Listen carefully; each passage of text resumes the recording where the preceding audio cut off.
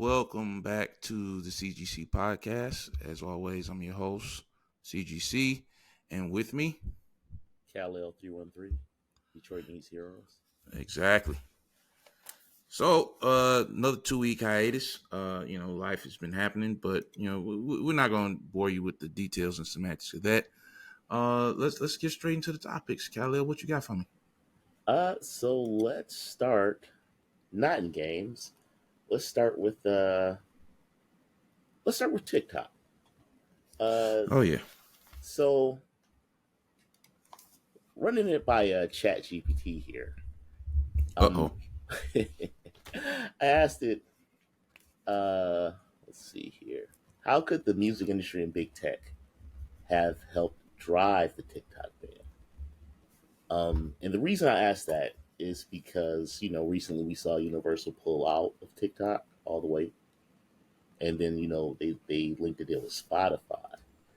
If you want some more information on that, definitely check out Curtis King TV, producer, DIYer. A lot of he's been going hard in that area. Okay. But recently this has happened, right? So you know these guys, they got algorithms for more than just your favorite music, right? Right. They know what they have math analysts that do these kind of things, run these kind of scenarios. Like these guys know what they're doing. They're all big tech guys. You know what I mean? So so it's interesting that you've got this level of tech, and once I was looked into kind of like how much money TikTok itself was generating for music, I was like, oh yeah, that's a really big direct competitor. So TikTok has a. I'm sorry, just as an aside, TikTok has a whole XM radio station. yeah. No, they make That just plays short form, the typical short form minute uh and 30-second, 2 minute, 20-second music. it walked in and ultimately took out put every other social media platform to second. Mm. Yeah, and it also was instrumental in. I mean, they call them TikTok rappers now, instead of Yeah, SoundCloud rappers. You know what I mean? yeah, yeah, for sure. Yeah. If you can get, they make a challenge, you're on. You know what I mean? It's definitely, uh, you know, a huge business Yeah. platform. It houses everything from artists to shops Yep. to I guess you would consider them rogue news channels that kind of report on things that Yes. maybe the government doesn't want people to know or to talk about so much. I'm Also just, conspiracy. Also allegedly, conspiracy. yeah, Yeah. allegedly, I've seen TikToks on there that have covered everything from cryptid creatures the government doesn't want you to know about to conspiracies within or behind assassinations, or it's like a lot of stuff that, I mean, I don't want to go down that road, but it's like it Oh, makes it's you think, why are we really so desperate? It's like, oh well, we're being told the Chinese government conspiring you, but the average American isn't doing enough for the Chinese government to be like, that's where the launch codes are. So I don't I don't understand the effectiveness of that, but I don't want I'm for the ban. I'm for the ban. to. I'm actually Look, for it.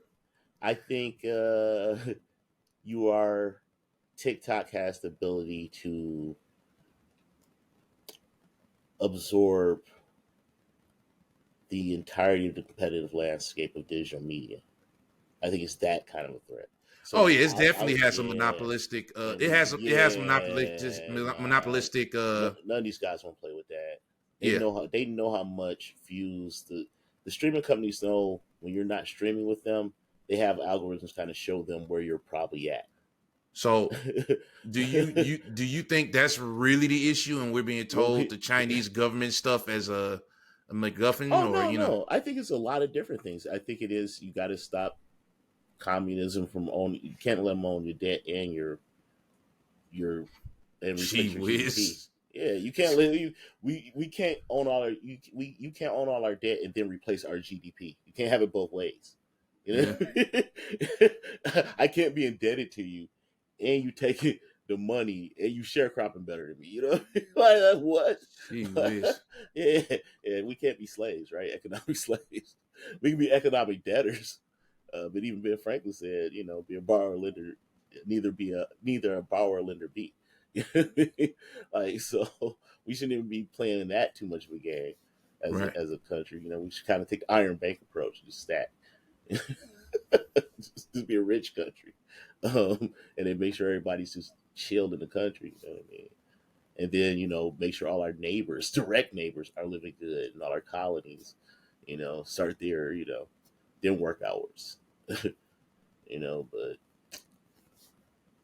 do what we do, I guess. But no, so going back, so I asked the robots this. This is the question I asked the robot. The music industry and big tech could have played significant roles in driving the TikTok ban through various means. And all this is, robots don't know what they're talking about. Right? But this is funny or interesting or scary. Copyright concerns. The music industry, represented by major record labels and artists, has often voiced concerns over copyright infringement on platforms like TikTok. Despite efforts by TikTok to secure licensing deals with music labels, there have been disputes over royalties and unauthorized use of copyrighted material. And remember, that's against the backdrop of AI, right? Right. Which what we saw the greatest actor do. Competitive landscape. Big tech companies, especially those with competing interests or similar platforms, might have seen TikTok as a threat to their market share. They could have lobbied governments to impose regulations or bans to TikTok to limit its growth and protect their own platforms, which is legal. This could include companies like, I'm not saying any of these guys, they're awesome companies. Data privacy concern. Big tech companies have faced increasing scrutiny over data privacy practices. And I want to say they've also adapted to it. So Sony and TikTok has been no Okay. exception. Concerns over the Chinese government access to user data through TikTok have led to calls for bans, restrictions in several countries.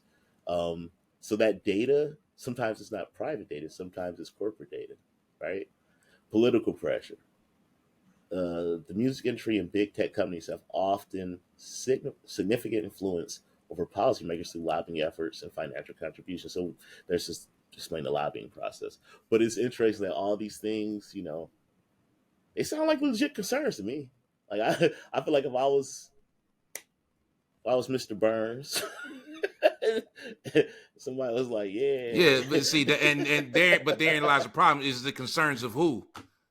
Somebody True. who's already doing enough scummy stuff. So like, wait a minute, that's my job, and Yeah. that's Yeah. the problem. It's just like No, I no. don't really care. I don't have any. I don't have a horse in that race, right? I don't care that much. But it's just If like Burns wasn't there, that city yeah, would fall apart. No one will have a I job. I know who is complaining about it, and Yeah, it's yeah, like, yeah. dude, you not the good guys here. You're just the guys Yeah, who but are you're the better already doing guys. it. You always wanted Debatable. you. Okay, so here's the thing: if something happens to you legally because of these platforms' negligence, do you want to pursue your legal recourse Oh, I'm screwed by these regardless. It governments? doesn't matter. It's screwed. No, I'm screwed regardless. no. The laws are coming. We're behind, but the laws are coming. Japan's already set theirs up. EU set those up. UK and US are still kind of holding, but the laws are I'm happening. saying I'm screwed regardless for social reasons. I don't, and you know what I'm No, talking no, about. no, no. I'm not. But I'm not. let's I say don't. I let's don't say want to be that at you the have a mercy of legal either one of these governments. no. Let's say you have a legal recourse, right, Okay. to get your whether it's a class action lawsuit or whatever, or direct payment because your likeness was used on their platform, blah yada yada, right? Because they have to Mm-hmm. hold the they drop the ball on their security. If it is an American corporation, because this is a situation that's going to be constantly happening. This is not something that is happening now. It will constantly happen, and that's where the legal language has to be built on whose responsibility of it, because they just can't Wild West it anymore. And they knew they Right. couldn't Wild West anymore after all that data came out about what's happening with the girls, how they feel, and the rise of that kind of depression, especially in our young ladies. So if it is an American corporation going through the American legal system, You got a better chance of getting a yeah, resolution. I get what you're yeah, saying, but I you want to mean, have to go through the at the end of the Chinese day, that system. still depends on how much money you got. It's like being absolutely screwed and then Not in a being sort class of screwed. action. That's why I said a class action. Eh, Not in like a I class said, action. A class action, all maybe you do is put your name on it and then the check comes. we'll see. Like I said, we'll see. I don't. You have more faith in our legal system Yeah. than I do. Speaking of So that, that's a whole nother. if you had AMC Plus, make sure you look at that class action they just paid out. Always sign up for your class action. You make like Oh yeah, $300 for sure. there. You get that check from them screwing up. Yeah. Um, let's see what else we got. All right. So let's see here. I did not get to see it, but I need your commentary on both Swerve's championship match and the Osprey Danielson match. If you can, Oh, okay. We're jumping straight into wrestling. So yeah, I didn't get to see the full thing either. I've only seen and yeah, we might as well knock wrestling off the pop culture list, right? yeah, I didn't get to see the matches, only seen the highlights. Pretty much what I've seen, the highlights of the Danielson Osprey match. It doesn't look like the match of the year. It did look like a pretty good match. So AEW's thing is that their weekly show is usually kind of buns, right? But their pay-per-views and the matches those guys put on at those what does WWE call them? Premium live events, PLEs. AEW's PLE matches are usually really, really good. It's their week to week TV shows, and I'll get to that actually and what happened this week in a second. But those are ones that usually struggle. Now, could Danielson versus Osprey be the match of the year? Again, I haven't seen the full thing. I've seen highlights of it. It could be. I think as another aside, one of the problems that the AEW has is the access to their pay-per-views is like yeah, yeah. I mean, it's just like the Xbox and Old school. PlayStation. It's like the Xbox and PlayStation thing, right? It's like one company's asking you for $70 for every experience, and another company says, just give me a subscription fee and you can see all of my stuff. And it's just way easier to access one day. And that actually will come up in a subject later on. But I mean, Danielson's still solid. I know he's about a few months to a year out of retiring, based on the promise he made to his daughter. So he's going out there having as many bangers as he can. And Will Ospreay is an up and coming talent I don't think they know whether they want him to be a heel or a face based on his reactions to things that have happened in the last few weeks on the shows, and I believe even at the PLE, where that match took place. Swerve getting the belt seemed to start a conversation as to whether or not people should be acknowledging that he's a black champion or that he's just a champion, seeing as how there are a ton of black champions in professional wrestling right now. Me personally, I have no problem with them calling one or the other, but I will not say that needs to be the idea needs to be suppressed, because I mean, if you are a black fan of wrestling, it has been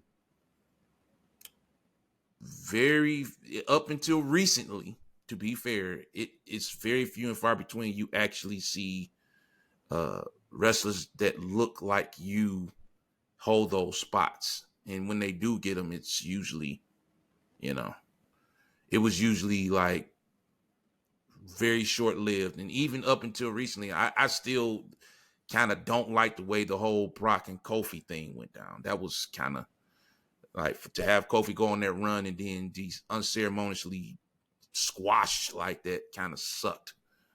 So it also matters on your perspective, though, because if you're looking at it at the point where like all feds revolve around the E, then yeah, right. Absolutely. But But every if you Fed look is in the at E. There's way if you more look than at that. Yeah. as E is triple A, and everybody else is indie, and the indies normally feed the triple A, so the best stuff is coming from there. You know what I mean? That's what Mm-hmm. I've always looked at it that way. Like when you guys were at WrestleMania, I did the 2 days of Dragon's Gate. You remember? Yeah, oh, yeah, for yeah, sure. And yeah, so, yeah, it really comes down to, I think a lot of yeah. people see it, and that's why I say I don't have a That problem just with either thought yeah, process. Like, because yeah. if you've only ever really known the WWE, then yes, And him you and know Trick, you will of not course, yeah, you'll acknowledge Swerve and Trick as, yeah. oh, they're black champions. But if you've been Well, watching indie, they're always be black champions. yeah, You know, no, but I'm you're saying right. there's people who don't want to just, it's like they're trying to normalize them. Just like, for instance, the current TNA champion Moose, he kind of had a social media post. He's like, can we Yeah, just acknowledge us as champions? And it's like, I get that, but there's a whole lot that we don't have time in this episode to go through that makes that something that we kind of have to, recognize. You yeah. to not recognize it would be wrong, I guess Well, I you could mean, say. no one wants to be a role model, so you get Yeah, what I'm saying. So if you don't, you don't. Like for sure. Barkley said it, and he was Yeah, right. And it had the people who said I'm a role model. Look what they went and did. yeah. I mean, to want to be a role model is to assume that you won't be fallible someday. Good luck with that. You know what I'm saying? I always tell people, You can mentor, don't be a role you know what I'm model. saying? Yeah, don't be a mentor. Don't be a role. Like, dude, I don't want you to look up to me at all. I, You know, word. take my advice on stuff if I know what I'm talking about, but don't do it. Don't do it as I say. I mean, bend the knee if you see me. Yeah, but he's a psychopath. Let's see. Let's see. My lord. So another thing that's been happening in AEW is people are. I find it funny when people get mad at AEW's owner Tony Khan when he talks about the when they talk about how he runs that show. Again, WWE's been around for 50 years. This place has been around for 5 years. They're not going to get a lot of things right. I'd say it's probably going to take them a decade to become slightly polished, if that. The Tony Khan finally did something he said he wasn't going to do. He kind of became an on-screen character. He got Meltzer drivered this past Wednesday on Dynamite, and you got your pundits on social media and everything that are ragging him, and in fact they've been ragging him since he showed the footage of Jack Perry and CM Punk's fight. But it's just like, he's actually smarter than you think because you keep talking about him, which is the whole point, especially in the social media age. Here's the thing: the E can have a heavy like The Rock, right? But The Rock is really like almost a Telemundo heavy, right? I'm the rich guy that comes back, and you know what I mean. Absolutely. They can't. Very telenovela level character. They can't do a heavy that is like Vince. They have to stay away from the Vince. But Khan can lean into it. He can do a fake version of Vince. Right. Yeah, why not? And he worked. I mean, he's working it though, man. He was at the NFL draft with the neck brace on. He's working, like, because he owns him and his dad own the Jacksonville Jaguars, and he had the neck brace on while he was picking players in the first and second round. So he's playing into it, and like you got pundits who are mad at him because a lot of them are CM Punk stands, and they just they live and die by the Church of Punk or whatever. And they were sided with him, regardless, despite himself. And I said this before, like, I am a CM Punk fan to an extent, but like, the dude's biggest problem is his fan base doesn't call him out, and I'm going to stick with that. And because Tony Khan, like, Jack Perry showed up right at the PLE, and he got a huge ovation. Like, they love him. Because of, there are people who CM Punk kind of sucks for what he did. So, It's Yep. I think they're doing exactly what they're supposed to do. And Tony's really leaning into it, and I don't blame him for it. Man, you got to draw some attention to that program because it's not making the money it was. Like the Hollywood, I've heard somebody mention this, but the Hollywood or the honeymoon period is over with AEW. Now they got to start doing things They're that the are going to same. really pull people in.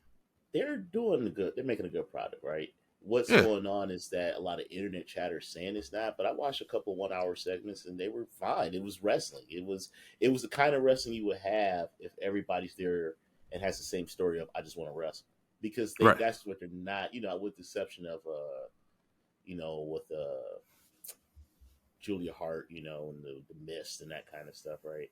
right. There's not everybody's there just to tear it up, like that's been, I guess they're gonna do something with Mercedes Moné sooner or later. Um, I think she's injured, which is why they haven't had her working on yeah, TV lately. yeah, she was saying that in interviews before she came over. Right. Um, uh, but like they're in that same situation that TNA got in, and to let's just in WCW when you bring in the guys that should be training, Yeah. or the guys that should be, I don't know, like I don't know how much Edge and Jericho do you really want to see now? Yeah, I think Jericho's He's losing hoping a in it. lot. He's losing a lot of public what's called like people are like really He's sick of him Hogan. now. Yeah. He's Hogan, and so my thing Yeah, is, if he is. Wow. I yeah, didn't so if they're gonna keep doing that and keep him on, and the people are really sick of him, he needs to lean all the way into it. He needs to and he be needs to go full full Hollywood Hollywood. Hogan. Yep, Yeah. yep. And then people will love him because Jericho does treachery very well. Yeah. Yeah, like that whole babyface treachery run where he's taking different luchador stuff. Mask, yeah, back in the day. And Chris yeah, Isaac into the his vest. bodyguard Ralphus is so good. Yeah, it's, Yo, he took Prince Ike's skirt. yeah. And like so conversely on the WWE side, as you Make mentioned that earlier, fire. Trick Williams is your new NXT champion. Yeah, I am really happy about that. I like Trick Williams' story. His story arc has been really entertaining so far. He's a solid wrestler. Not too many flash moves, but he's got the look. He's got the personality. safe. Where he could he's John Cena. Yeah, yeah, I'm gonna very go ahead much and so. say it, and people might disagree with that take, but he's the John Cena level. Like he's not gonna give you uh a whole bunch of crazy flips and tricks. He's got a very simple finishing moves, a running, jumping knee, Yeah, which works for him. And he's got the athleticism to pull that move out 10 times out of 10 and make it look good. As long as you put him in somebody in the ring that can sell his stuff and then help guide him through a match, you could put him in any spot in the WWE in the future, and I think he'll be okay. even Uh, simpler than that. Can you imagine Trick in a match for a championship belt against Roman? Yeah, Absolutely. their match language is similar. If John, I literally, like I said, he's John Cena. Yeah, Like yeah, he's yeah, literally a John yeah, Cena style worker where yeah. he's not the guy that's gonna do all the crazy stuff, but Just like Roman. he's Yeah, just exactly. He's just athletic enough where you could put him in a match with somebody who wants to do all that. He'll make that stuff look good, and you can still see him winning. He's just big enough and just strong enough that he will yep, persevere those that attack and win. yep. So it makes sense, and I'm very interested to see what Yeah, his ongoing arc will be once he's out of NXT. Obviously, he's going to have a run with the belt for now because I think they're moving Dragunov up to the guy he beat for the title. I think they're moving him up to the main roster. Matter of fact, I'm almost positive because he had a match on the main roster the day after WrestleMania, which is probably a tryout. His former tag team partner Carmelo Hayes had a match against Cody Rhodes last yeah, night. yeah. And the match was overall pretty good. I think there was a really weird botch toward the end where they both kind of ran in the opposite direction and dove off the middle ropes at nothing. It looked like a WWE 2K moment where guys are hitting buttons trying to pull off cool moves. But other than that, the match was fine. It looked like Cody might have got hurt because of that botch. I hope he didn't. That's the last thing he needs. Honestly, is like my biggest concern with Cody hasn't necessarily come true, but I can see it kind of being a thing where if they don't turn him heel, he's going to lose his luster pretty quick. Because now that the story's over, there's got to be something else to him. And I don't know. Like, Well, I hope I'm not right about it, but they planted that. That's the whole rocking him, handshaking gifts. yeah, he's gotta go heel, dude. That. Yeah, they've never gotten rid of the phone call. They've never, they wrote away from it, but those seeds already planted. I would hope so.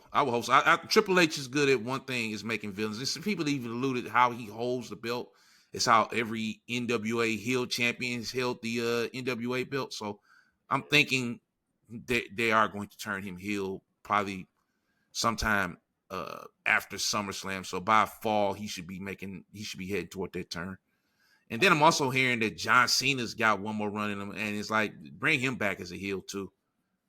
Like, had these young guys, like the as much as like I guess the internet wrestling community loves to talk against it, the older evil veterans versus the young guys, a timeless story. Like, you live long enough to be the villain type stuff.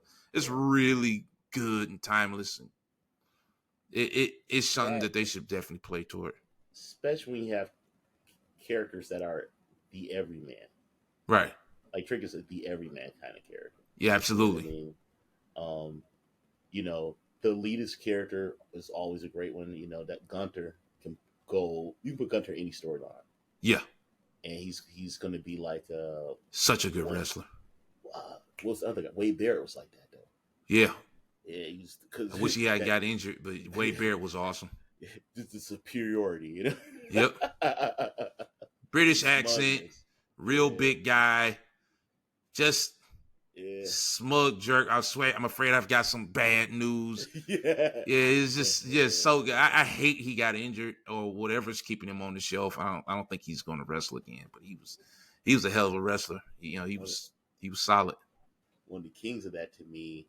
He was like it in real life apparently, so he couldn't, do what he was supposed to do. But Alberto Del Rio, yeah, Alberto was really good, man. He was really good. He was maybe a little bit too good. I have more money than you, right? He was good. JBL was good when he was a bad guy like that. Like the ones when they're just like, I got when they flaunt their wealth, Ted DiBiase style, plus their, right. Like, oh, that's, Ric Flair, that's always a good story. Hence the rap battles. Absolutely. They're all rich. One of them's really rich. Yeah. Let's see. What next? What do we want to do? We want to hit on Fallout. Did you finish the Fallout show, correct? Yes. As did I. What did you think about it overall? Man. So one, I'm not team weekly. I'm glad they put it in binge. Same. Time is important. I mean, if you want to watch it weekly, just watch an episode a week. You have the choice to do that. Like, what is the problem? You slow down. But that the main people complaining about that were content creators who want to be able to make a video every week. So I get it. Your pockets were affected by it, but you to hell with that. Yeah, like, and we'll get on them in a minute, tastemakers in general. But let's stick to Fallout. What did you think about it? Wonderful, man, wonderful. I was thinking like, this might be my favorite series, outside of Vince was insane, right? So I'm like, this might be one of my favorite series this year.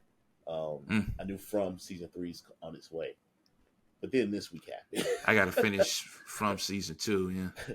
That damn boy Detectives is so good, man. Now that's one that I'll have to look at. Is that on? It is on Netflix. It is a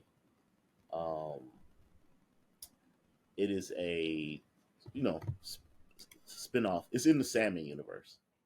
Okay. Yeah. Okay, so because they're taking a while with Sandman season 2, even if they even aren't going to do one. Yeah. But yeah, back to the Fallout series. I personally enjoyed it. I think that it might have been like Last of Us was my favorite adaptation, but because that game isn't very video gamey, it kind of really sticks. Like Last of Us, and I promise you, I'm not taking a dig at PlayStation, but it plays like an interactive movie. So there's really not a lot of video gameness to it, right? It kind of just is what it is. So it being a TV show or being converted to a TV show, made perfect sense, and they nailed it. Fallout has obviously a lot more video game stuff to it, and the way they scripted everything out, it made sense as a world with real people in it. As far as like the they did the whole smart thing at the very beginning where she was describing her attributes, and she played into those throughout the series, to the point where people were making stat sheets for her and the other two main characters. That's awesome. Yeah, it's like they had the really good mentions in there. Like they weren't as overt as the Mario Brothers movies mentions, or homages, I guess you could say were. But like if you played any of these games before, you recognize a lot of this stuff, and it was cool. It wasn't in your face like, oh, here's a stim pack. It was just like the guy, the ghoul used a stim pack on the dog and it healed him, and it's like, okay, that explains how that works in the games. It just healed him, and they didn't have to explain it. They just did it. And you have to do that in the game. You always have to do that when you're done. Exactly. You have to do that to yourself. So I enjoyed the show, and as expected, as Sony did with The Last of Us, when that season began and when it ended, I believe they released the Last of Us Volume 1 remake right before the show came out, and Volume 2 came out after the show had ended its first season. Bethesda put out a update for Fallout 4, and it has like a quality mode at 40 and a performance mode at 60 on next gen consoles. Bunch of features. It's believe Steam Deck verified, and they saw their numbers shoot up drastically for Fallout 4, Fallout 76, Fallout 3, and Fallout New Vegas. I even think the older Fallouts are like free on a lot of platforms. Those got some traction, and I think the mobile games started doing much better. The Shelter game. So we're seeing something now where if you make a good piece of media, it definitely can boost people who either were interested or never bothered to touch before that game. It can boost the numbers for it. Like Fallout 4, I believe, was seeing close to Helldivers numbers on Steam alone. Interesting conversation, right? Because now it used to be that the movie industry was this bigger or seemingly bigger organization than the gaming industry. So for a game to become a movie was like an event, right? But now, because it usually didn't end well, so much bigger, yeah, than the movie industry is now like public relations for the gaming IPs, right? Like they use them. Let's make a good movie so we can sell more software. Like it's because the software is ever right, as long as they keep it in the store, it's there, and it can have big waves like this. Like this is proven that you make good media content, and which a lot of people will see because it's going to be on one of these streaming, one of the world's biggest top 3 streaming services, right? Right. So people are going to watch this thing. You actually make it quality, like Twisted Metal. You're going to see that a lot, right? Twisted Metal is kind of a loss because there was no Twisted Metal product to release with it. There apparently was one, but I think it was a victim of the whole we're canceling all of these live service games we make, which yeah, but hey man, look, I could be Axel right now, dude. But apparently, speaking of Helldivers, that might be getting ported to Xbox. which to me makes sense. I mean, if the number, if Helldivers numbers are starting to slow down, especially, I mean, it's either so. And I definitely want you to chime in on this because I want you to tell me what you think. But at this point, I believe that if you have a game that has assumed a particular role in the industry of being the go-to game in that genre, it would be smart to do your best to maintain that role regardless of what platform you need to put that game on to maintain a role. So to be the default horde mode or dive in, do this, extract game with a sci-fi twist, would you rather, if you're Sony, would you rather keep Helldivers on the two platforms it's on and, you know, hope that you can keep putting in content that'll make it more money, and then let Microsoft or somebody say, okay, well, we need to make something like that and possibly usurp you? Or would you say, no, we're going to put our game on your platform to dominate and hold that spot down? Because I really think that's what it comes down to for me. Is like, logically, you want to hold that spot down and be that, because it takes nothing for a Microsoft to really put their foot into something like Gears, which for all intents and purposes, Hive Busters was Helldivers, but it just happened to be a mode in a much larger game. So here's the thing, man. Each one of these live service games, or always online kind of games, right? Like right, MMOs, MOBAs, all the live service variants, right. Even the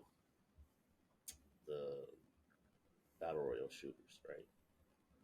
They're all they're all subject to their market being disrupted by any other live service game. Right. But they're also have to deal with the disruption of someone making a better version of their game and throwing it on Fortnite's marketplace. Oh boy. Yeah. Maybe doing it with AI embedded tools in the Unreal Engine. All these guys who aren't using the Unreal Engine. So you're not getting that 30% distribution fee. I mean, payment fee. I wonder what they got to put it everywhere because they know it's coming, right? You know what's on that. If you've never seen that Fortnite marketplace, people are making. Oh, somebody's gonna make somebody's definitely going to make a Helldivers clone in Fortnite, and it'll be something that kids can play because there won't be dismemberment and bugs and missiles and But you can get that in Roblox. They got the Chucky game, but Roblox is on fire and it's doing the exact same thing, right? Yep. So all those live service games are subject to, and plus the AI, the AI trendy game that comes out, AI help trendy game, because you're going to see a lot of like super popular developers of content creators are going to be building their own games with AI tool sets. So now you got to do an Amaranth game. Yeah. Oh boy. Yeah. Spawncast versus the Yeti or something. Like, the Iron Lords fighting game. Which I would buy and be like Def Jam Vendetta.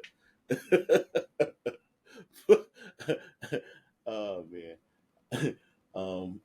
But yeah, you're gonna why not? Why not do that? As if you can play games made by Doritos and yeah, that was happening what two generations ago. Yeah, we had Oreo games. There was 2 Doritos games. There were 3 Burger King games. 7-Up had a game. 7-Up. That was like 5 generations ago, maybe 6. Yeah, they bringing those back.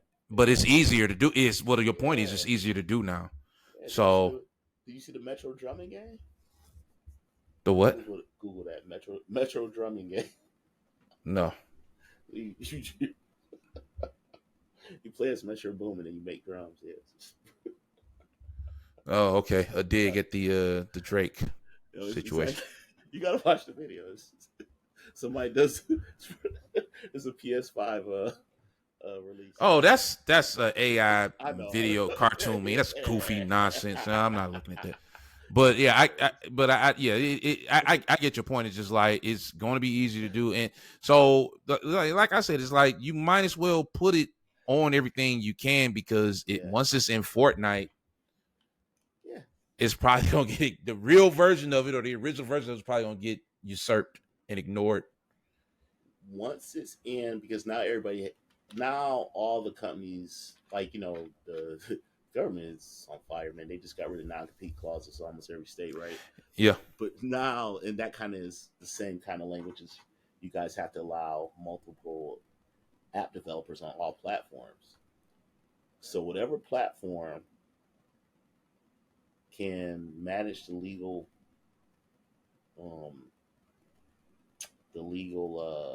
intricacies of being able to copyright and release AI-based gaming content, fully AI created based gaming content.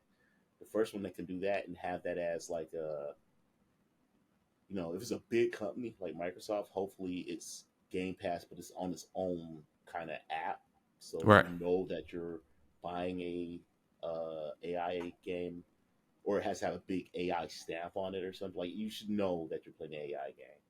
Period. Didn't something happen with net neutrality this week as well? I did not follow that. What happened? I think it was reinstated. Okay. I could be wrong. Don't hold me to that, but something happened. Yeah, market things are happening. Yeah, I mean, and so between that and the dissolving the non-compete clause, because that was a big thing, right? Like a lot of these companies were firing all of these people, and they weren't allowed to do anything for 3 to 6 months. Mm-hmm. I wonder, does that affect like pro wrestlers, because the WWE has that 90-day non-compete clause. So a lot of those guys could go somewhere. Yes.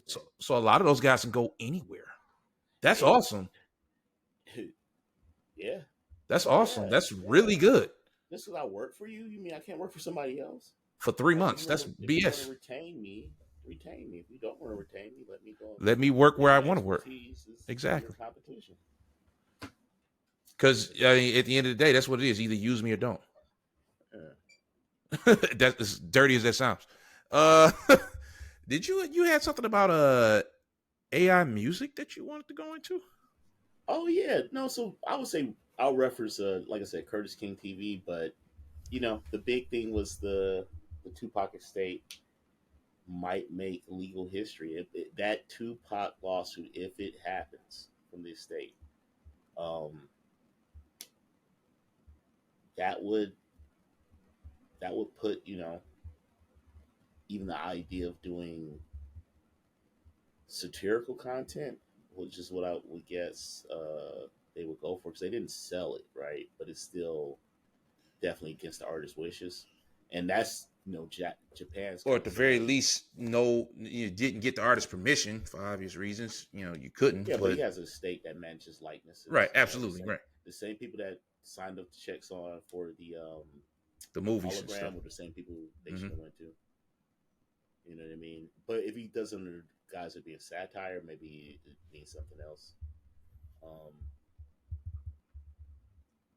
But yeah, it's the problem is it's tool assisted, and the tool assisted component makes it not like there's a, I can't remember the name of the song. I think I want to say Boom, but it might not be named Boom.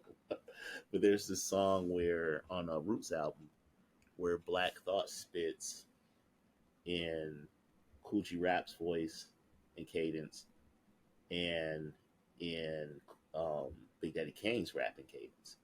And then when he did it live or video, he actually had them do their parts. But on the wax is him doing it. because he can do that. That's a vocal thing. He's not like he's like He God could do manipulated it. his own voice, right? Yeah. It wasn't with tools or It's an anything. impersonation, He not does a. that live.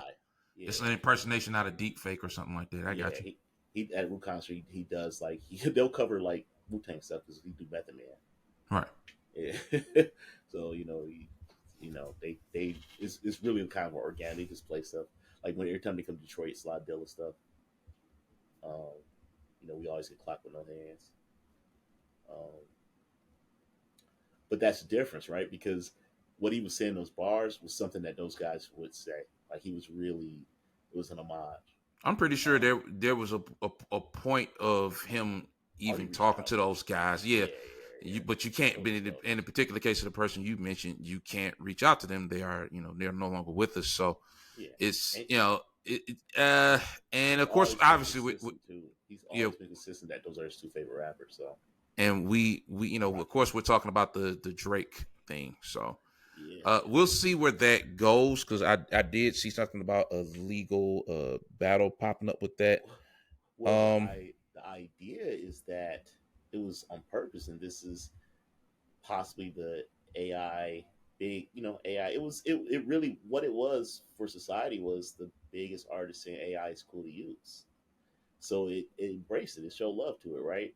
Um, and at the same time, Spotify has AI music that it's been making money off of forever, and I wouldn't doubt the other platforms do too. So we've gotten cultural acceptance in a weird way that AI content is good. So the musicians are scared. Sorry about that. The musicians are scared. The DJs, they know this is it's right on the next level. The DJs already know they've already played with the AI DJ software. They know what's up. Like, um, but DJ means something different. The EDM guys are about to just they're about to be unstoppable at this point. I don't, with the laser light shows that they can bring to the table, the fact that they can have a whole set of AI generated music that they make, kind of, and it can adjust on the fly with the different sensitivities of wherever they playing. Come on, man! Like I'm gonna rock it this way. I'm going on Ibiza, but I'm gonna rock it this way when I'm West Coast. Like, come on! Now, the EDM and electronic DJs are about to. Yeah. And Uh, then the th- Sonic th- Miko is gonna, yeah. I go mean, so crazy. it's this is, and the only reason we kind of jumped to this from gaming is that this AI charge is going to affect everything. Never forget that music was the first thing that went digital, and then movies went digital, and then now games are digital, and it's just like games outpace both of those as far as like how much money they started making, and Games everything's have coming to go. full circle. Yeah, Games have to go this way because movies and music, for most of the time, most of you know humanity's collective time, um, when those medias were created, were never digital. They went digital pretty much at the same time, right? Just lower quality for video. right. Um, but when the MP3 happened and the lossless formats, algorithms, whatever kind of started that trend, I don't remember. But when they went digital, that was conversion. But video games have always been digital in creation, so there's no way that AI won't be. I mean, we're already using it to generate frames and lighting and everything in our games already. Resolution. Yeah. Yeah, Everything higher you see resolutions. is the frames themselves are not real frames. It's interpretation of what would that frame, what would the next frame be. Exactly.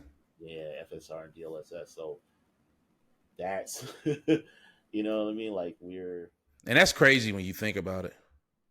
it's Uh, awesome It's awesome. It's because crazy. it tells you that one person with the tools that are super easy now, Udio, and so let me bring these two up real quick because this is on more on the music end, but it's the same concept. These same platforms that allow you to do what you can do in music will exist for software because they already do. It's just putting a title on it and making a really good GUI. But so Udio allows you to create full songs with just a text prompt, That's and it allows insane. you to download these songs and studio the competition. I can't remember the name of it. Let me see. But the thing is, once you download these things, you can convert them back into your workflow tools if you need. You can rip the MIDI out of them. You can take the notes out of them. So it's like it it will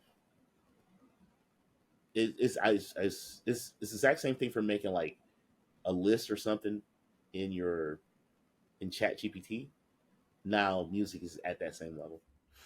And for reference, and I did it really quick, but the intro for the podcast was made with AI. Yeah. So I'm never going to bash the technology because I'm literally trying to adapt to using it, because that's the best way. I mean, you're going to have to. That's the best way to tackle it, is to learn how to manipulate it yourself. Because if you don't, and you just worry about it taking your job, then you will be a victim to it. Yeah. I mean, but and realistically speaking, it already can, right? But you have to be a subject matter expert. Exactly. After music theory, like it's not. Everything can be samples, right? Exactly. But a lot can be. Let's see. Let's hit on the Xbox numbers. So Microsoft put out their numbers actually for the company as a whole, Okay. for the last quarter, and Windows, no surprise, has taken back its third place spot in the company over gaming, which is now in fourth place. But in $1 trillion corporation, fourth place is not bad. You know what I'm saying? Especially I think when you're factoring in like 10 to 11, maybe 12 things. Hardware took a big hit. Their Surfaces and obviously the Series S and X aren't selling as well. I think they said hardware was down 31%. I'm not sure exactly what the trends. I think say something like 61 points. I'm not good on company numbers and things of that nature, but basically all said that the Xbox didn't sell well last quarter, which I don't imagine it would have, seeing as how they really didn't put out a game. They haven't put out a game since Starfield, I think, a new Xbox first party IP. Everything else was like what, Call of Duty, which they were in transition of purchasing Activision when that game dropped. But the good news, I guess, for them is that I believe they made $20 billion more than they did the quarter before. So they're at like 60 billion or something like that already in total. So software's up, hardware's down. And this is hot on the heels of release. Well, not on the heels, but right before the release of, I believe next month, they have Hellblade 2 coming out. And then they have the big showcase in June. I got a feeling Towerborn, their 4-player co-op beat 'em up, should be coming out sometime around then. I just got a feeling that thing's gonna be shadow dropped. And you see a lot of people, once again with this rhetoric that the Xbox hardware is dead or dying or so on and so forth, yada yada yada. And at the end of the day, like, I don't think so. I'm not going to sit here and say that a company releases a product not caring whether it does well or not, because that would be hogwash. That would be a lie. But seeing as how they've been a third-party publisher, pretty much the entire existence of the Xbox, because even before they were day and date with PC, they were, you had games for Windows, Gears of War 1, Halo 1 and 2. Those games came out on PC. And since 2015, when they officially said, yeah, everything we putting on Xbox One is going to come out on PC day and date, and they've stuck to that since then. They've been a third-party publisher. They've been a company that, they have no problem making their money wherever they can make it. Uh, I don't think people understand that the gaming industry, because so many things have changed, not just with how the games are made with AI, but because of what we mentioned earlier with digital distribution and things like that. Traditional way of counting how many boxes you sold doesn't matter when the company you're competing against cares about how many screens they're on, and it's working. It matters for copium, right? For Yeah, the sake for of copium, arguments. Yeah, because let's do it. We just had this discussion where we touched all these topics. So, taking it back to the music industry, the pirated MP3 would have done the damage it would have done regardless, right? absolutely. But people were cool buying physical media at that time. So as bad as MP3s were doing for audiophiles, for fans, instead of leaning to your fan base, even to say people are buying vinyls. But back then, people were still buying physical media. It wasn't the music industry that said, "Hey, let's get rid of physical media." That was a proven workflow. They had partnerships. They were good on that. Right. They could reduce the quantity and play, the Disney kind of game, you know what I mean, or the Nintendo. You can only get this out for 3 months kind of game. And They then we have so many vaulted. yeah, they could put them in the Happy Meal. Like they had so many ways to deal with uh controlling the media because they controlled the media, right? But once the streaming services, not the illegal downloading services, right, where people had to have a hard drive and blah blah blah. Nah, once the streaming services took over, the physical stores disappeared. Yeah. Once the streaming services took over video and the video and the digital video download services like Fandango slash Walmart, once those took over, you can't even beat Voodoo's slash Fandango's prices. No, you can't. And then it's connected to movies anywhere, so whatever you're looking at, most of your content's there. Like that's a really especially if Amazon's the only place where you can get physical Blu-rays now from anyway. Right. Like the streaming video killed physical media for video. It killed the Blu-ray. You don't even see. I don't know when. At some point, no computer came with a drive anymore. Yeah. There's no we're old enough to remember computers having optical drives or some kind. Like you either had an optical drive or it's something. Yeah, Blu-ray burner. Yeah. That tech just nope, nobody's interested. Um, so and it's not like the hard drives got bigger. The hard drives got smaller. Everybody's throwing NVMe's in there for like 4 terabytes. Yeah. So now we kind of reset the pricing structure of For that speed. how much size you got for the speed. So Performance. Yeah. And like I said, adding on to it, this is the advancement of technology. This is how things go. So like, and frame of reference, and I usually don't say personal stuff like this, but I just got a new TV, and the first things on it was like, yeah, do you want to download the Xbox app? Do you want to download NVIDIA GeForce Now? It's a Samsung TV, and it's just like, yeah, I can see in about a decade or so, especially if our infrastructure improves and with net neutrality, I believe being reinforced again, like you won't need a box anymore. The consoles allow them the lower console sales than their competition. Allows them to go back to FTC with that same conversation. My God. And see, this is why this man's my co-host, because I made a video where you guys were talking about a lot of the online pundits, the grifters, and might as well go right into this subject or meld the subject in with the rest of it. I tell you guys all the time about these damn grifters and the pro PlayStation, pro Xbox. The PlayStation guys tend to be the most egregious. Most people seem to agree with that. And it's like, definitely Black Hokage. he's been going on.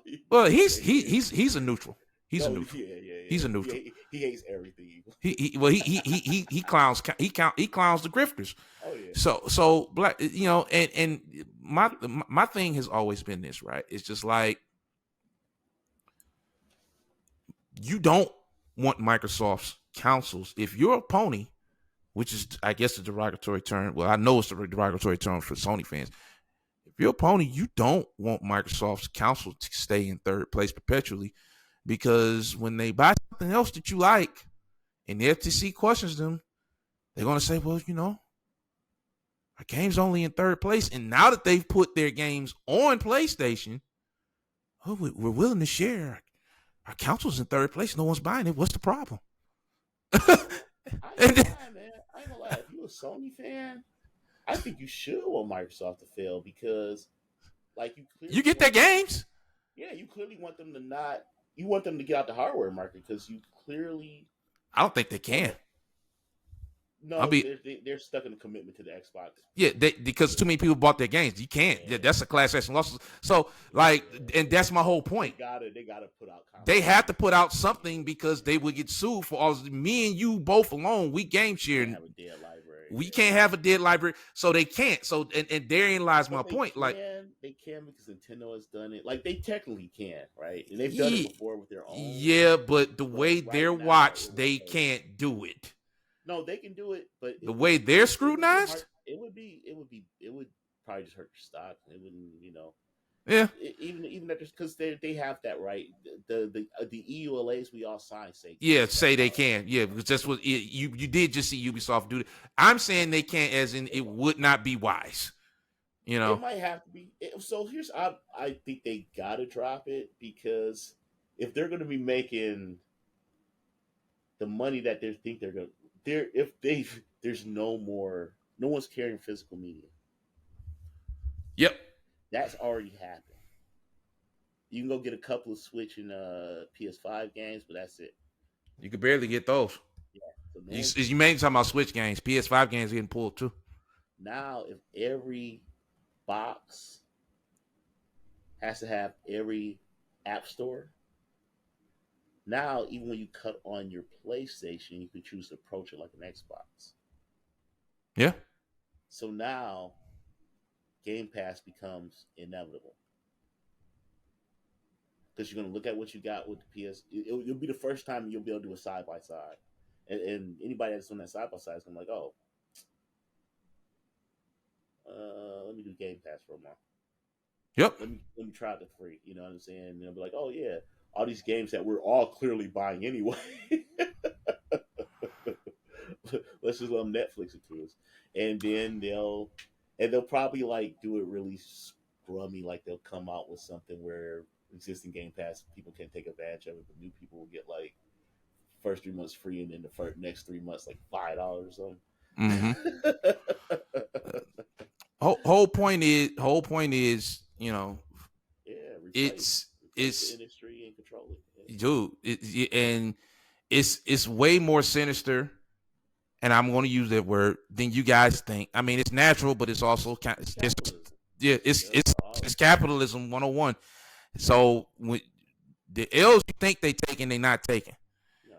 And because it's a different game being played. Exactly. It's not the 1980s or the 1990s where you're going in the schoolyard and bragging about. It's not Super Nintendo versus. It's like there's a reason why those companies from their era all are gone except for Nintendo. Azure made more money than both those game companies combined. Yes, the Microsoft Cloud Service. I know it mopped up. It made more money than the Xbox division and the PlayStation division. And then both of those, the real problem here is the console itself is a grift. Always has been. Absolutely. It's been a grift. They lean into carnival tickets. At least Nintendo's honest with it, unless you actually get the carnival tickets. You know what I'm saying? They look like right for sure. Tickets right. Games. Like, but closed market digital content. That's what Epic was saying we don't want. Right. And that's what the government is saying you guys can't have. Right. but the consoles are based on that. And the real problem is Very nature of them, absolutely. the market share for consoles in PC gaming is skyrocketing on the PC side because these low budget Handheld PCs. handheld and non-handheld, the Yeah, yeah. non-handheld equivalents. The Nux and stuff like that. Yeah, And it man. is, yeah. I got a couple of those on my wish list. Like, a whole point is, man, 10 years from now, all this is gonna look different. Y'all might want to stop arguing about this shit and find another hill to die on. It's stupid. Nah, Uh, man, do it. You're helping these content creators. well, You're part of the process. he's an agent of chaos. No, I'm trying to be it. These markets exist, right? Like, I want to be in this market. Like, one day, I want to be your tastemaker. I don't. As I said, I don't want to be a role model. You guys should only play Marvel. You guys should only play Mario games the rest of your life. Who cares about Sonic the Hedgehog? Let's see. Got that one out the way. Little curly mustache. Right. Dress up with some overalls and wear a painter's cap and tell you how great it is to take shrooms and jump in the sewers. Let's see. The only other thing I got, man, did you see the Deadpool and Wolverine trailer? Yes. How do you feel about it? Oh man, it's the Deadpool. So Deadpool is one of my least favorite characters in the comics. Yeah, and he's one of my favorite characters in the movies. Yeah, there's heavy rumors flying around about cameos and post credit scenes and how I'm not watching nothing. Crazy. Oh no, well they're just rumors. No one's put anything out, but the video, I believe the movie was screen tested earlier this month. So I know it killed. Yeah, I haven't seen anybody say anything bad about it. It looks really good. It looks really good because what they did with the second one, where it's Looney Tunes at that point, it would be really hard for this one. They just have to be funny. They just have to be funny and have some really messed up moments and kind of approach it like keep approaching it almost like a Broken Lizard kind of thing they're doing. Yeah, yeah. Or National Lampoon, which is coincidentally where Ryan Reynolds comes from, right? So, let's see. X-Men 97, are y'all caught up on that? Yeah, man, they are. The same issues I had with X-Men back in the day I have now. The speed of which they move through these storylines is insane. Well, they only got 10 episodes, and I believe these next 3, which are the last 3 for this season, are one. They're parts of a whole, right? They're going to be continuations. So it's like part 1, part 2, part 3, and part 3 is going to be the season finale. Yeah.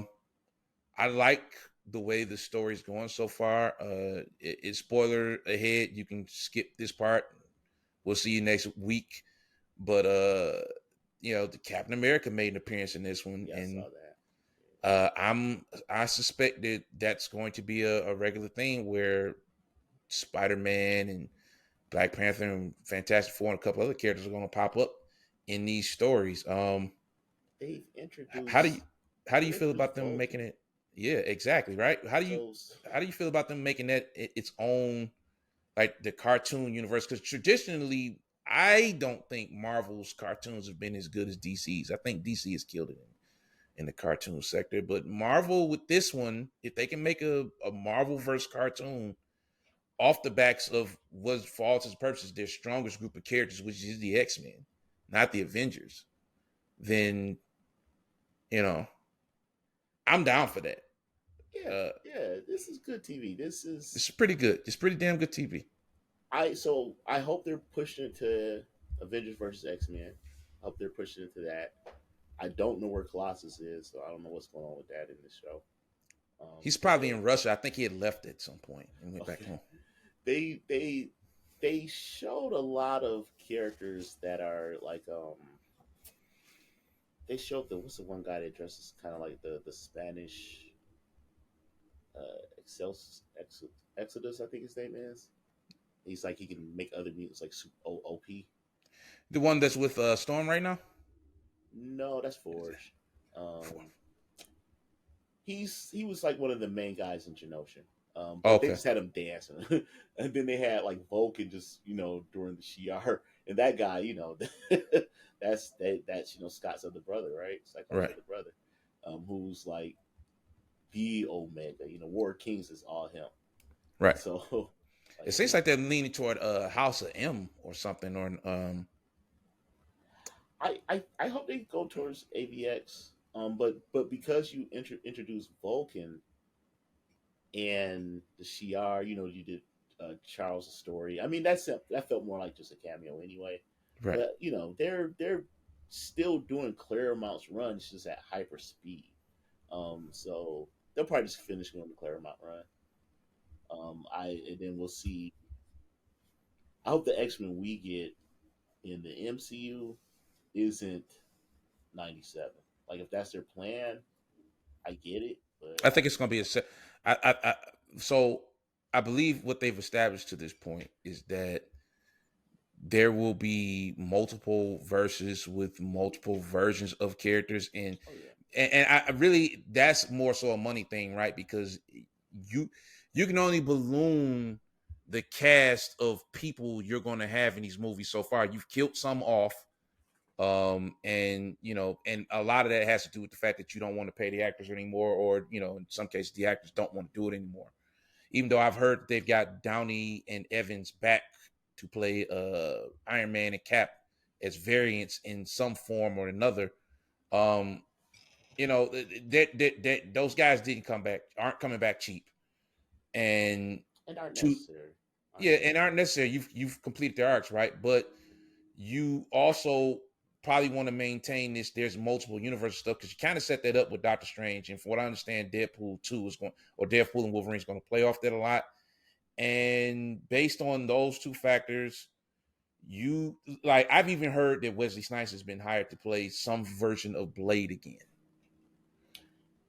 So So Marvel, Marvel Cinematic Universe, its DNA is the Hickman run. But it's the Hickman run like just before Infinity. So they kind of took the best run, one of the best runs of all time, and built the universe behind that. And then they totally dropped the ball with King of Black, but they still can do it. It's just they made Gore useless, and he's such a important part of that. So he's a the Aaron pivotal, yeah, run, he's a very pivotal part of that. So the Aaron run for that would have been, to the Donny Cates run of what you call it would have been in movie format would have been insane. And they can still do it. They can still do King of Black well. That's not a thing. But the main thing is they've got X Men. So huge get for them. I mean, that is when I was coming up, Spider Man, X Men, everybody else over Marvel didn't matter, They and did. They that weren't. wasn't They just weren't me; big it was deals their like that. sales. Yeah, Yeah. X Men when X Men had that rebound when the new team came in, and Wolverine showed up and he took out that guard, and everybody lost their minds because they never seen that before. Yeah. Not Like since like the Shadow. when I was a kid, um, you know, we had two X-Men cartoons. There was the original one, and then there was the one that this 97 is uh kind of It's the continuing. sequel, yeah, It's a and sequel to that, or the all these are. continuation of it, if you will. And the X-Men were always a big deal. As a matter of fact, I was introduced to a lot of other Marvel characters through the X-Men. As a matter of fact, I would put the X-Men above Spider-Man because it wasn't until the X-Men cartoon was a hit that Spider-Man got a show from the same animation studio at Fox. I was just talking about Pete's. I was just talking about their comic sales. Oh yeah, for sure, for sure, for Yeah, sure. I'm talking about the book. But as Yeah, far for as like sure. which ones they pushed out into the costumes, because there Oh was a yeah. Spider-Man TV show Oh and yeah. a Hulk And TV show that's and a Captain American movie and Punisher movie and stuff in the 80s, but none of those took off except for like the Spider-Man one, I think. Spider Man's always been their big bang. Yeah, he's always been a big character, but the X-Men in the 90s were like that was Marvel. Yeah. It still Um is. It still is. absolutely, absolutely, absolutely. X Men's even this the Hickman one they're wrapping up is always one of Marvel's top sellers. Like But it's they not. kind of tried to dampen it when they didn't own it, Oh yeah, yeah. and it didn't work because I mean the X-Men those they have the best I would say they have the best, most world-breaking villains and heroes in that universe. Like I those think it characters are ridiculously powerful, and you can't it just worked. ignore them.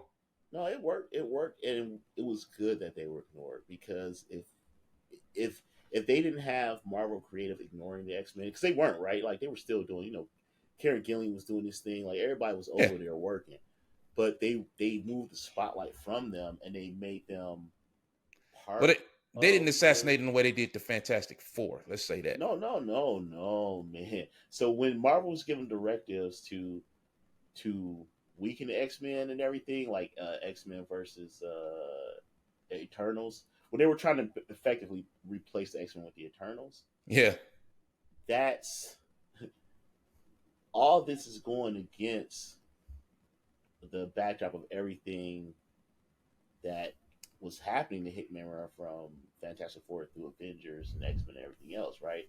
right. So they had started then. They started to move the X Men out of being the main conversation. Like there's a scene where uh the Scott Summers is like the totality of the Phoenix in Secret Wars, and Doom and Doctor Doom, with the Molecule Man's power, just snaps his neck like get out of here, bye bye. You know what I mean? Like so, like they put him in jobber status, but Tried to but mark that's like the Captain America is getting smacked and getting his neck snapped by Thanos, and well hit no in the Infinity Run. That's like making him like, oh yeah, you're useless.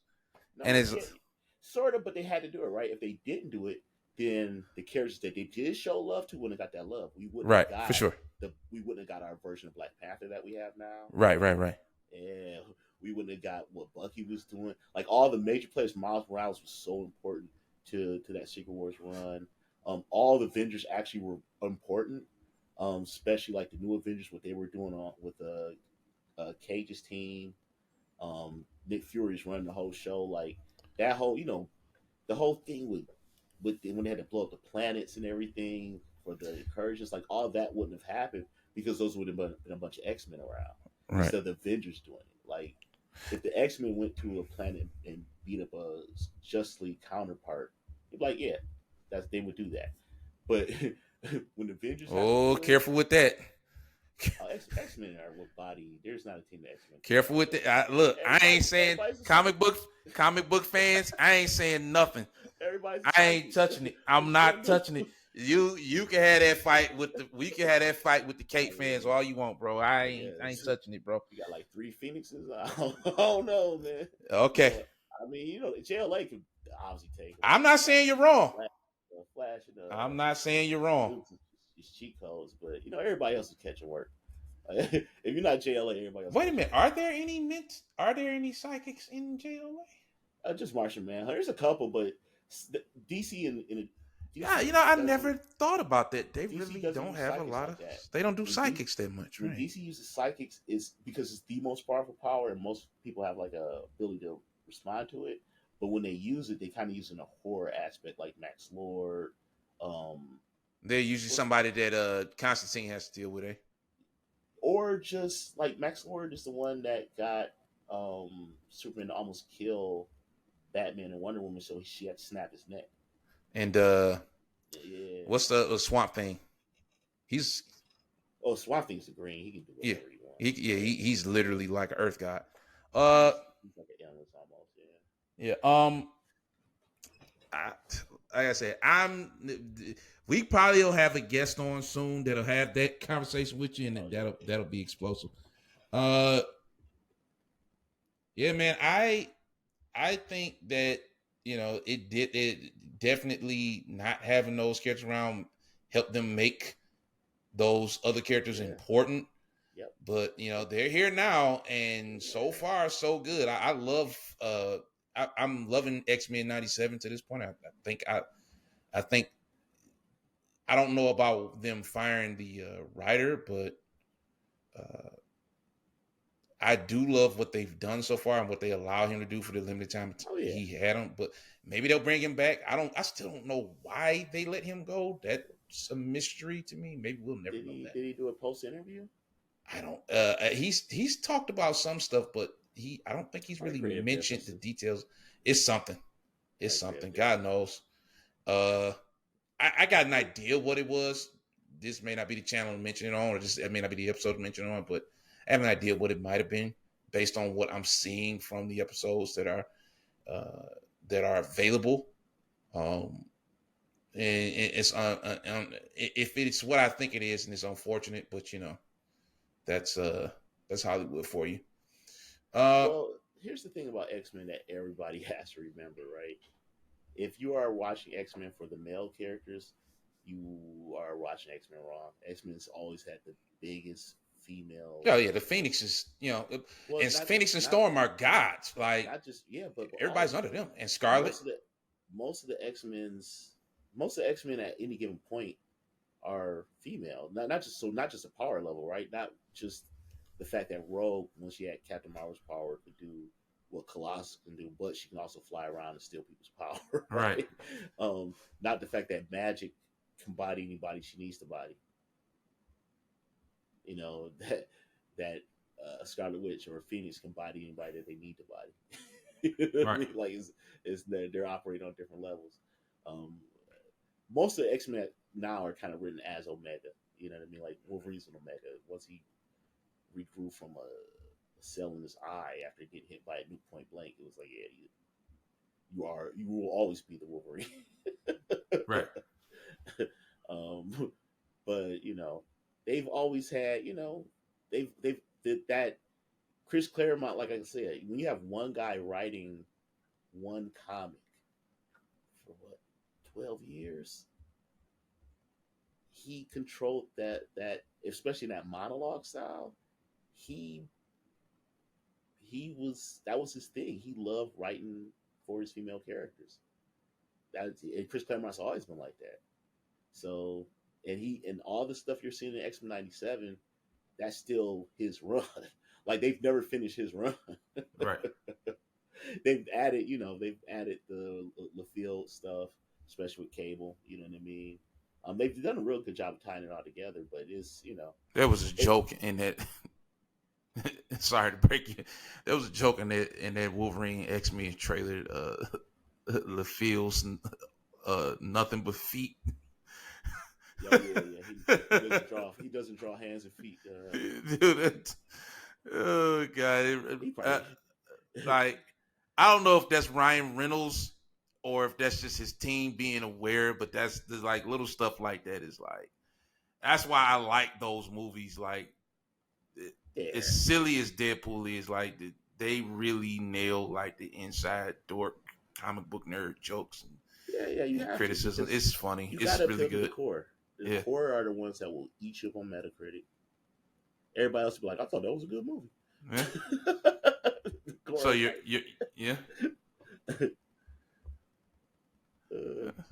Pretty good stuff, man. We're getting closer and closer to what used to be conference time. I think it'll be in a limited use, obviously, because E3 is essentially dead, or at least at this point disbanded. But we are going to have Keeley's Game Fest, a Summer Game Fest. We're going to have an Xbox presentation, and I believe May is going to present us with a PlayStation state of play, and we will be covering to the best of our capabilities all of these. Now, the PlayStation one, I can't promise you we'll be covering as close to its release or day and date because that one will probably be in the middle of the week and we have jobs. But the Xbox one is on a Sunday. I don't know if that's going to conflict with Kal-El's work schedule. We'll try and both cover it. That thing's usually somewhere in the afternoon because it's going to be like it'll be. I'm good. Well, it won't be. It won't be that time. It'll. So we'll probably have to do a post show with you, and I'll do live commentary on it. But we definitely will be chatting it up on a lot of things coming up in the next few months because the gaming industry is getting prepared to show you some of their most interesting things in the next 12 months that are coming up. All media industries, not just Actually, absolutely, because D3 is happening soon too, isn't it? Or has it already happened? I don't know about D3, but you are about to see some amazing um, Cynthia, I think it's called the AI video creation software. Yeah. You're about to see some amazing user created fan content and just that kind of stuff on the media platforms. Another reason why TikTok gotta go. But you're gonna start seeing like the stuff that Bat in the Sun does. You're gonna be seeing that kind of stuff all the time at just the highest quality, man. Mhm. But as you heard, Khalil, he's got some things to get to, and we pretty much exhausted all of our subjects for the day. So uh, I'm going to we're gonna call it right there, and I am going to tell you guys, like I always tell you, enjoy life, enjoy your games. Don't let the grifters pull you one way or the other. Just have fun because that's all this stuff is. As crazy as the world is, the last thing you need to be doing is arguing about toys and plastic boxes and things of that nature. Just play your games, have fun, and avoid negativity as much as you can because it'll find you anyway. it comes for us all, right? So, um, any closing comments from you, Khalil? Or you all set? Oh, just ask your favorite uh, AI bot what it would need to do to itself to upgrade to VI. Good night, people. Jesus Christ. Okay, well, end of the world forthcoming. Uh, don't do that. We don't. No one needs Skynet to exist yet. Do not do that. Anyway, all jokes aside, we'll see you guys in a week, and yeah, have a good one.